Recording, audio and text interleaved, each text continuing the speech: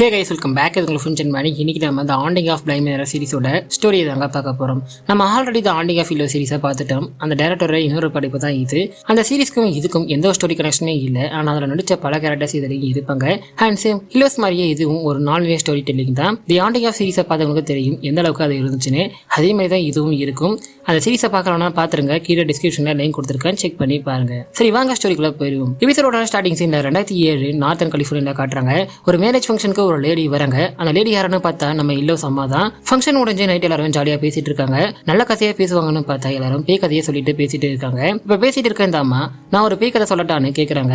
இது என்னோட ஸ்டோரி இல்ல, எனக்கு ரொம்ப க்ளோஸ் ஆனவங்க லைஃப்ல நடந்த ஸ்டோரின்னு அந்த கதையை சொல்ல ஆரம்பிக்கிறாங்க. இந்த கதை சொல்ல ஆரம்பிக்க அப்படியே ஸ்டோரி 1987 லண்டனுக்கு போகுது. ஒரு அழகான பொண்ணு வேகமா பதட்டமா ஓடி வந்துட்டு இருக்கா. யாருன்னு பார்த்தா நம்ம நெல்லு தான். இதுல இவ தான் ஹீரோயின். இவ பேரு இதுல டேனி கிளாட்டன். டீச்சர் வேலை தேடிட்டு இருக்கா. இப்ப கூட ஹென்ரி வின்கிரோட ஆட பார்த்துட்டு லண்டனுக்கு வந்திருக்கா. இவ ஒரு அமெரிக்கன். ஹென்றி வேற யாரும் இல்ல, இல்லோஸ்ல அப்பாவை நடிச்சவர் தான் ஹென்ரியா நடிச்சிருக்காரு. போன சீரீஸ்ல அப்பாவை நடிச்சுட்டு இவளுக்கு இதுல பாசா நடிக்கிறாரு. ஹென்ரியோட அண்ணனும் அண்ணியும் 2 வருஷத்துக்கு முன்னாடி இறந்துட்டாங்க. இப்ப அவங்களோட பசங்களை இவர் தான் பாத்துக்கிறாரு.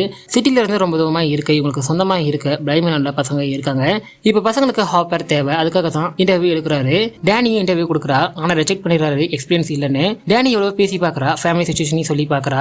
இருந்தாலும் ஹென்றி, உனக்கு 20 வயசு தான் ஆகும்னு நினைக்கிறமா, தேவையில்லாத பிரச்சனை உனக்கு இருக்க விரும்பல, சாரிமான்னு சொல்லி அனுப்பிடுறாரு. அப்புறம் அல்சர்ல டேனி பார்ல வந்து சரக்கு அடிச்சிட்டு இருக்கா. அப்ப நியூஸ் பேப்பர்ல ஜாப் சம்பந்தப்பட்ட அந்த ஆட நோட் பண்ணிட்டு இருக்கா. இவ நோட் பண்ணிட்டு இருக்கா. அதே சமயம் ஹென்றி சரக்கடிக்க அங்க வராரு. அவரை பார்த்தோன்னே உடனே கிட்ட போய், டேனி சார், எனக்கு நீங்க ஜாப் கொடுக்கறனாலும் பரவாயில்ல, ஆனா ஏதோ பிரச்சனை இருக்குன்னு சொன்னீங்கல்ல, அது என்னன்னு கேக்குறா. என்னன்னா பிளைமனால இதுக்கு முன்னாடி ஆவ பேரா வேலை பார்த்தவங்க மர்மமான முறையில இறந்துக்காங்க. சரி, ஹாவ் பேர்னா என்ன சொல்ல மறந்துட்டேன். ஆவ் பேர்னா என்னன்னா வீட்டுல தங்கிக்கிட்டு டீச்சர் வேலை பாக்குறவங்கள ஹாவ் பேர்னு சொல்லுவாங்க. முன்னாடி வேலை பார்த்தவங்க இறந்ததுனால தான் ஹென்றி இனிமேல வச்சும் எக்ஸ்பீரியன்ஸ் ஆன வேலைக்கு போடலாம்னு பாத்துட்டு இருக்காரு. அவர் அப்படி சொன்னதை கேட்டோன்னே டேனி, எதுவா இருந்தாலும் நான் ஃபேஸ் பண்ணிக்கிறேன்னு அந்த வேலையை வாங்குறா. வீட்டுக்கு வந்து அம்மாக்கு கால் பண்ணி அந்த வேலை மேட்டரா சொல்றா. சொல்லிட்டு பிளைமனுக்கு கிளம்ப எல்லாத்தையும் பேக் பண்ணிட்டு இருக்கா. இவ ரூம்ல பார்த்தா கண்ணாடி எல்லாத்தையுமே துணியால க்ளோஸ் பண்ணி வச்சிருப்பா. ஏன்னா இவ கண்ணாடியை பார்க்கும் போதெல்லாம் இவளுக்கு பின்னாடி ஸ்பெக்ஸ் போட்ட ஒரு ஆள் நிக்கிற மாதிரி தெரியும். இவள லண்டன்ல இருந்து கூட்டிட்டு போறது பிளைமனரோட சமையல்காரன். அவன் பேரு ஹோவன். டேனி அங்க வந்தவனே தூரத்துல ஒரு பொண்ணு பாடுற மாதிரி சத்தம் கேக்குது. எங்க இந்த பாட்டு வருதுன்னு ரொம்ப ஆர்வமா போய் பாக்குறா. பார்த்தா ஏரி பக்கத்துல இருந்து ஒரு சின்ன பொண்ணு பாடிட்டு இருக்கா. இந்த பொண்ணு பேரு ஃப்ளோரா, இவன் அண்ணன் பேரு மைல்ஸ். இவங்களுக்காக தான் வந்திருக்கா. ஃப்ளோரா ரொம்ப பேசுவா. எப்பயுமே வித்தியாசமா கேரியான பொம்மைகளை பண்ணிட்டு இருப்பா, செஞ்சுட்டு இருப்பா. மைல்ஸ் அதிகம் பேச மாட்டான், அடல்ட் மாதிரி நடந்துப்பான். இவங்க பேரு ஹானா, ஹவுஸ் கீப்பர். ஆர்வமா ஃப்ளோரா பிளைமரை சுத்தி காட்டிட்டு இருக்கா. அப்ப ஒரு சைட காட்டி, இங்கதான் எங்க அம்மா அப்பா இருந்தாங்க, இப்ப யாருமே நாங்க அந்த பக்கம் போறது இல்லன்னு சொல்றா. அப்புறம் டேனியோட ரூமை காட்டுறாங்க. அப்போ ஆனா, நீங்க ஃப்ரெஷ்ஷா போயிட்டு கீழே வாங்க, நாங்க வெயிட் பண்றோம்னு பசங்களை கூட்டிட்டு கீழே போறாங்க. உடனே டேனி சந்தோஷமா ட்ரெஸ் சேஞ்ச் பண்ணலாம்னு கரெக்டா சைலண்டா மைல்ஸ் டோர் கீழே இருந்து பாத்துட்டு இருக்கான். அவனை பார்த்தனே ஷாக்ல திட்டுறா. உடனே மைல்ஸ் சாரின்னு ஒரு கிளிப்ப கொடுக்குறான். நீங்க கதவை தட்டாம இப்படி வரக்கூடாதுன்னு வான் பண்ணி அனுப்புறா. அப்புறம் நைட் டின்னர் ரெடி பண்ணி கொடுத்துட்டு நம்ம ஹோவன் வீட்டுக்கு கிளம்புறாரு. இவர் எந்த ஒரு காரணம் தான், அவரோட அம்மாக்கு உடம்பு சரியில்லை, அதனால கிட்ட இருந்து பாத்துக்கணும், அதுக்காக தான் இங்கேயே வேலை வாங்கியிருப்பாரு. அப்புறம் ஃப்ளோராவை பாத்டப்ல குளிக்க வச்சிட்டு இருக்க. அப்ப இவங்க 2 பேருமே பேசிட்டு இருக்காங்க. அப்ப ஃப்ளோரா இவளுக்கு பின்னாடி யாரையோ பார்த்து பேசுற மாதிரி இருக்கு.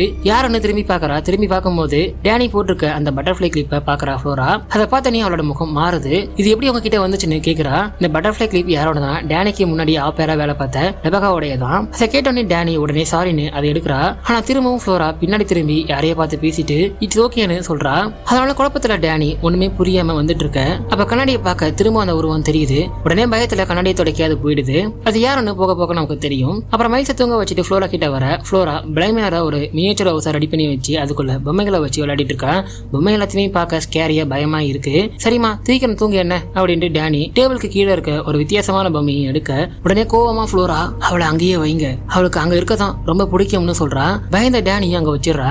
அப்புறம் டேனி கிட்ட ஒரு ப்ராமிஸ் பண்ண சொல்லி கேட்கிறா. என்னன்னா விடிகிற வரைக்கும் நீங்க உங்க ரூமை விட்டு வெளியே வரக்கூடாதுன்னு சொல்லி கேட்கிறா. ஆனா டேனி எல்லாத்துலயுமே ரொம்ப கியூரியஸா ரொம்ப ஆர்வமா இருப்பா. அவளுக்கு தூக்கம் வரல. அப்படி என்னதான் வெளியே இருக்கு, நைட் என்னதான் இருக்குன்னு பாத்துருவோம்னு ரூமை விட்டு வெளியே வரா. சில் மியூசிக் இடமே ரொம்ப சைலண்டா இருக்கு. சரி, ஒரு டீயை போட்டு குடிப்போம்னு ஸ்டவ் ஆன் பண்ணி டீயை போடுறா. இப்போ ஏதோ ஒரு சத்தம் கேக்குது. உடனே பொறுமையா என்னன்னு போய் பாக்குறா. அப்ப இருட்டுல கார்னர்ல ஒரு தொப்பி போட்ட ஆள் நிக்கிற மாதிரி தெரியுது. அநேகமா பேயா தான் இருக்கும்னு நினைக்கிறேன். ஆனா இருட்டுல இவளுக்கு தெரியல. அப்புறம் டீ எடுத்துக்கிட்டு ரூமுக்கு போறா. அவ போனோடனே அவன் திரும்புறான். இப்ப காலையில பிளைமருக்கு சுத்தி இருக்க அந்த காட்டுல சுத்திட்டு இருக்காங்க.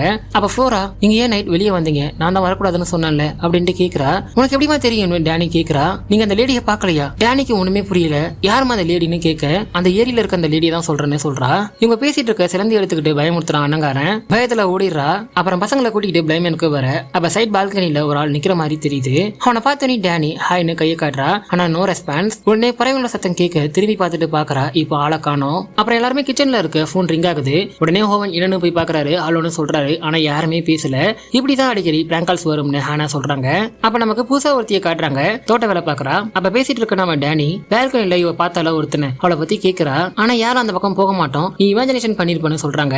ஆனா டேனிக்கு ஒரே டவுட்டா இருக்கு. இவ பார்த்தது இமேஜினேஷன் மாதிரி இல்ல, அதனால செக் பண்ணி பாத்துடலாம்னு அந்த பக்கம் போறா.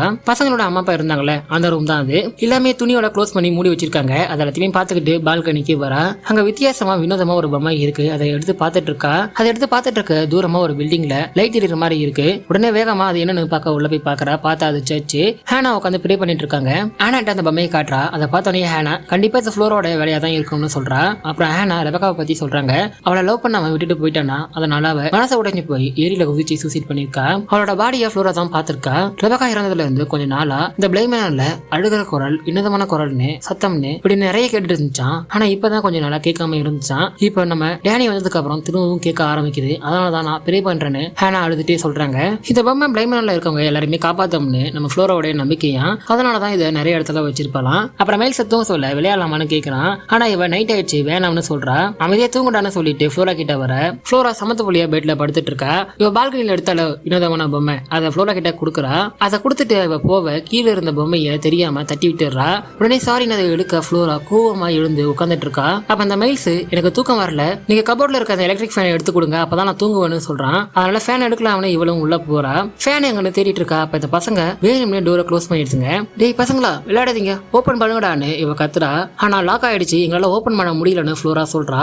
டேய் இங்க பாருங்க, நான் சீரியஸா சொல்றேன், ஒழுங்கு மரியாதையே விளையாடாம இதை ஓபன் பண்ணுங்கன்னு கத்திட்டு இருக்கா. ஆனா அந்த பக்கம் பசங்களோட குரல் கேட்கவே இல்ல. உடனே பயத்துல இவ பேனிக் ஆகி டோரை வேகமா தட்டுறா. அப்ப பின்னாடி பார்க்க கண்ணாடியில அந்த உருவம் திரும்ப தெரியுது. அதனால இன்னுமே பயத்துல பதட்டமாகி வேகமா கத்துறா, உடைக்கிறா எல்லாத்தையும். அப்புறம் கொஞ்ச நேரம் கழிச்சு டோரை ஓபன் பண்றாங்க. வேகமா அடிச்சு பிடிச்சு வெளியே வரா. ஒழுங்கு மரியாதை தூங்குங்க என்ன அப்படின்னு கத்திட்டு வெளியே வரா. வெளியே வந்து பார்த்தா சேத்து காலோட யாரோ வந்த மாதிரி தெரியுது. அதை பார்த்தோன்னே டென்ஷன்ல யாரா இருக்கும்னு வெளியே போய் பாக்குறா. யாருமே இல்ல. அதை பார்த்துட்டு இருக்க திரும்பி பார்த்தா பசங்க இவளை பாக்குறாங்க ஜன்னல் வழியா. இப்ப மரம் நம்ம ஹானா மாப்ப போட்டு அதை தொலைச்சிட்டு இருக்காங்க. மைல்ஸ் வேணும்னே பண்ணலன்னு சாரி கேட்கிறான். ஆனா டேனி உங்களை நான் நம்ப மாட்டேன்டா, டேய் ஏன் இப்படி பண்ணீங்க, எனக்கு ரீசன் தெரிஞ்சாவும்னு கேட்கிறா. உடனே ஃப்ளோரா இவ தட்டி விட்டால ஒரு பொம்மை, அதை எடுக்க வேகமா அந்த மைல்ஸ் அதை பிடுங்கி எடுத்துட்டு போய் லாண்டில போட்டுறான். அதனால கடுப்பான டேனி மாப்ப கொடுத்து அவனையே கிளீன் பண்ண சொல்றா. அப்புறம் பொம்மையை எடுக்க கீழே போறா. தூக்கி போட்ட பொம்மை கரெக்டா லேண்ட் ஆகி இருக்கு. எப்படிட்டான ஷாக்ல அதை எடுத்து பார்த்துக்கிட்டே போறா. அப்போ சைட்ல ஒரே பொம்மையா இருக்கு. அதுக்கு நடுவுல இருக்க ஒரு பொம்மையோட தலை திரும்பி பாக்குது இவ. அப்புறம் மைல்ஸ் எங்கன்னு தேடிட்டு இருக்கா. அவன் சோகமா உட்காந்துட்டு இருக்கான். இப்பதான் இவனுக்கு என்னாச்சு ஏன் இப்படி இருக்கான்னு காட்டுறாங்க. 6 மாசத்துக்கு முன்னாடி அப்படி கதை போகுது. ஸ்கூல்ல மைல்ஸ் ரிலிஜியஸ் கிளாஸ் அட்டெண்ட் பண்ணிட்டு இருக்கான். அவனோட அப்பாவும் அம்மாவும் இவன்ட்டு போயிட்டாங்க. அதனால வருத்தத்துல இருக்கான். இப்ப ரெபக்காவும் போயிட்டா. இதனால இன்னுமே வருத்தத்துல இருக்க நம்ம ஃபாதர் ஜீசஸ் அண்ட் டீமன்ஸ் பத்தி லெசன் எடுத்துட்டு இருக்காரு. ஃபாதர் சொல்ற அந்த லெசன் இவனு கூட அப்படியே கனெக்ட் ஆகுது. அப்புறம் என்ன நினைச்சாலும் தெரியல, மரத்து மேல ஏறி மேல இருந்து குதிக்கிறான். நல்ல வேலை பெருசா எதுவும் அடிப்படல, கை மட்டும் ஃபிராக்சர் ஆயிடுச்சு. ஃப்ரெண்ட் ஏன்டா அப்படி பண்ணன்னு கேக்குறான். நான் கீழே தீரன்னு சொல்றான். இவன் என்ன நினைக்கிறான், இவன் லைஃப்ல எதுவுமே பெர்மனன்ட் இல்ல, எல்லாமே நம்மளை விட்டு போயிருவாங்க, அதனால நம்ம பேரண்ட்ஸ் கிட்ட நம்ம போயிடலாம்னு பாக்குறான். அப்புறம் மரம் ஃப்ரெண்டோட சண்டை போடுறான். உடனே ஃபாதர் தடுத்து கூட்டிட்டு போய் அட்வைஸ் பண்றாரு. ஆனா மைல்ஸ் ஃபாதருக்கு பிடிச்ச புறாவை கொண்டு அவர் டேபிள் மேலேயே வச்சுட்டு போயிடுறான். அதனால ஃபாதர் எச்எம் கிட்ட இன்ஃபார்ம் பண்ணி இனிமே நீ சரிமாக மாட்டேன்னு ஸ்கூலை விட்டு அனுப்பிடுறாரு. ஹாஸ்டல்ல ஃப்ரெண்டு மைல்ஸோட தலைக்காணியை எடுக்க அவன் தங்கச்சி கொடுத்த லெட்டர் அங்கேயே இருக்கு, விட்டுட்டு போயிட்டான். அதுல காமுவம்னு எழுதி இருக்கு. அண்ட் 3 பேரோட டிராயிங் இருக்கு. இப்ப பிரசன்ட்ல வந்த கிச்சன்ல செவுத்துல சின்னதா விரிசல் மாதிரி இருக்கு. அதை ஆனா நோட் பண்ணிட்டு இருக்காங்க. அப்புறம் பசங்களுக்கு டேனி கார்டனிங் சொல்லி கொடுத்துட்டு இருக்கா. இதை இவங்களை பார்த்துட்டு இருக்க. அப்ப ஆனா ஜேமி கிட்ட கிச்சன்ல இருக்க அந்த விசில பத்தி சொல்றாங்க. அப்புறம் டேனி நம்ம ஃப்ளோராவை ரூம் கிளீன் பண்ண சொல்லிருப்பா. அவளும் கிளீன் பண்ணி அழகா வச்சிருக்கா நீட்டா. அப்ப டேனியோட சூட்கேஸ்ல இருந்து ஒரு கண்ணாடி எடுத்து போட்டு பாக்குறா. அதை பார்த்தோன்னே டேனிக்கு ஒரு மாதிரி ஆகுது. உடனே வேகமா வெளியே வந்து அழறா. அதை பார்த்தோன்னே ஜேமியும் ஆறுதலா பேசுறா. அப்புறம் சிமெண்ட் பெயிண்ட் எல்லாத்தையும் கிச்சனுக்கு எடுத்துட்டு வந்து பாக்குறா. பார்த்தா அங்க விரிசல் மாதிரி எதுவுமே இல்ல. ஷாக்ல பாத்துட்டு இருக்கா. டேனி எடுத்தால அதனால மூஞ்ச கழுவலாம்னு கழுவிட்டு இருக்கா. அப்ப கழுவிட்டு இருக்க கண்ணாடியை பார்க்க திரும்ப அந்த முகம் தெரியுது. உடனே பயந்து கபோர்ட ஓபன் பண்ணிடுறா. இப்ப வழக்கம் போல பிராங்கல் வர அதே நேரம் தனியா பேசணும்னு மைல்ஸ் டேனியை கூட்டிட்டு போறான். என்னடா இவனும் போறா. நடந்த எல்லாத்தையும் சாரி கேட்டுட்டு ஒரு பொக்கேவை கொடுக்குறான். பொக்கேவை கொடுத்துட்டு டேனியை கூப்பிட்டு ரெபக்கா இறந்ததுல இருந்து ஃப்ளோரா ரொம்ப சோகமா இருக்கா. அதுல இருந்து வெளியே கொண்டு வர நம்ம அடிக்கடி கேம்ஸ் விளையாடணும்னு சொல்றான். அதே மாதிரி இவங்களும் நைட்டு கண்ணாமூச்சி விளையாடலாம்னு முடிவு பண்றாங்க. டேனி நம்பர் சொல்ல இவங்க போய் ஒளிஞ்சிக்கிறாங்க. மைல்ஸ் கீழே போய் எங்கேயோ ஒளிஞ்சிக்கிறான். ஃப்ளோரா ஸ்டோர் ரூம்ல ஒரு பொட்டிக்கு பின்னாடி ஒளிஞ்சிக்கிறா. டேனி கீழே விழுந்து தேடிட்டு இருக்கா. இடமே ரொம்ப சைலண்டா இருக்கு. பிளாக் கலர் ட்ரெஸ்ல அப்ப ஒரு லேடி இன்னும் பாத்துட்டு போற மாதிரி இருக்கு. யாரோ போன மாதிரி இருக்குன்னு இவளும் போறா. தேடிட்டு பசங்களோட பேரண்ட்ஸ் ரூமுக்கு போயிடுறா. அங்க ஒரு ஃபேமிலி போட்டோ இருக்கு. அதை எடுத்து பாத்துட்டு இருக்க. அப்ப ஃபிளேராக்கு பிடிச்ச ஒரு பாட்டு ஓடுது. உடனே அந்த பாட்டு எங்க இருந்து வருதுன்னு இவளும் ஆர்வமா போய் பாக்குறா.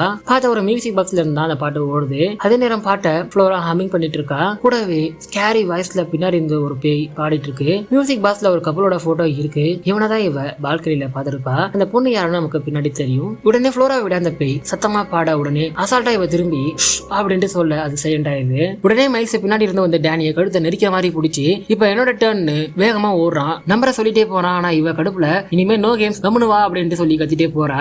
அப்ப ஜன்னல் கிட்ட ஏதோ சத்தம் கேக்குது. இவ போய் பாக்குறா. பார்த்தா அந்த பக்கம் போட்டோல இருந்த ஆள் நிக்கிறான். இவளை பார்த்து சிரிக்க உடனே இவ கையில ஒரு கத்தி எடுத்துக்கிட்டு வேகமா வெளியே போய் பாக்குறா. யாருமே இல்ல.